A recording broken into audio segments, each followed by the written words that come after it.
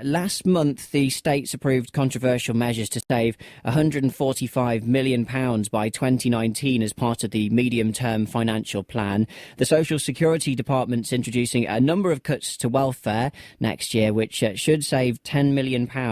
Concern over the effects of these cuts to benefits are being raised by islanders as they receive letters telling them how they'll be affected.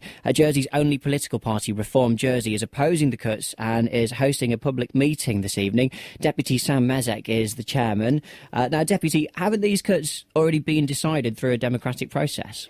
Well, I wouldn't ever call any decision the States Assembly goes through as a fair democratic process, given that we have a gerrymandered electoral system and collective responsibility which binds ministers and assistant ministers to vote the way they're told. But that aside, yes, the States did vote forward Part 1 of a medium-term financial plan. Part 2 will be coming up at some point next year. We've got the budget coming up in December. There's still plenty of time for the arguments to be won and for us to manage to convince the government to roll back some of its austerity package, because it's affecting, and from the 1st of January, is going to affect people in their pockets, some of the most vulnerable people in the island, pensioners, single parents, the disabled. It's morally unconscionable, and just because of one state's vote doesn't mean myself and my colleagues are going to stop campaigning against this. So you don't think the states then are targeting the right people with these cuts to benefits? No, I don't think anybody with a conscience could possibly say that when you hit hard times, the first people you go to ask to pay are the disabled, pensioners, single parents. Those are the last people in any circumstance who should ever be asked to pay for the mistakes of a decade of bad government.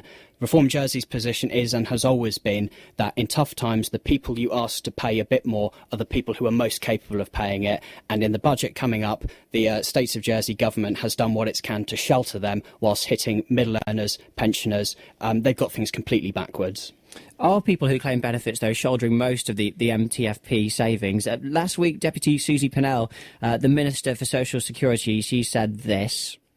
10 million really sounds an awful lot, but it's only 7% of the entire 145 forecast deficits that we have to fill.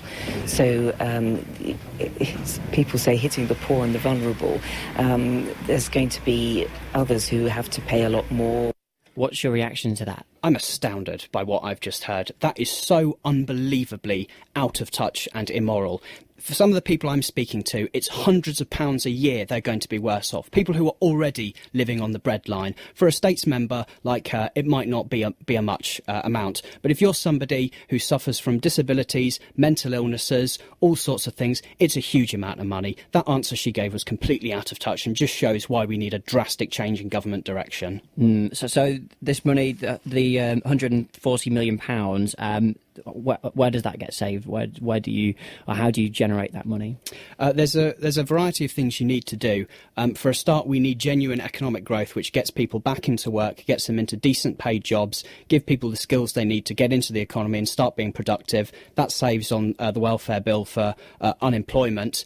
There's plenty of stuff that can be done in the public sector to reform it, to make it more effective. Unfortunately, the government has been messing up virtually everything it's attempted to do in this area, things like e-government, for example, which was set back at a huge cost to the taxpayer. But fundamentally, the reason we're in this hole in the first place is because we have a broken tax system.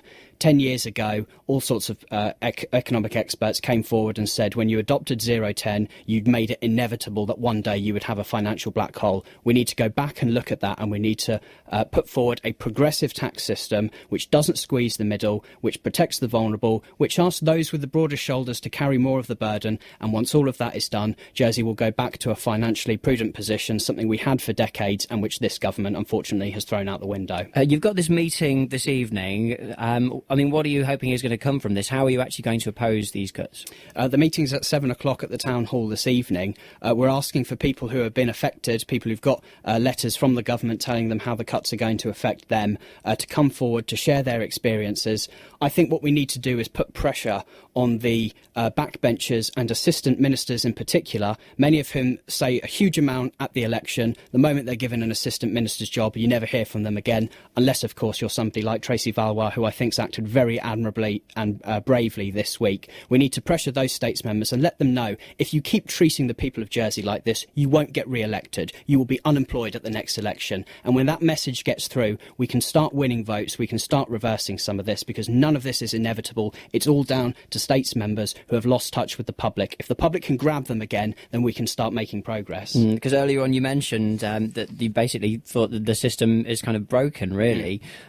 So that's what it's going to take. It has to get the message through to some of these independent politicians and let them... that's how you intend to make a difference? For the moment, yes, but the long-term aim has to be that we form a democratic system which actually works for the interests of ordinary people. In my view, that means we need a system where everybody has an equal vote, and a party political system where governments tell you before they're elected what they're going to do. Because this government, frankly, were dishonest with the public before the election about their plans. They got in power, and now they're putting forward these policies with no mandate. We need a system where governments tell you what they're going to do before you vote, not after.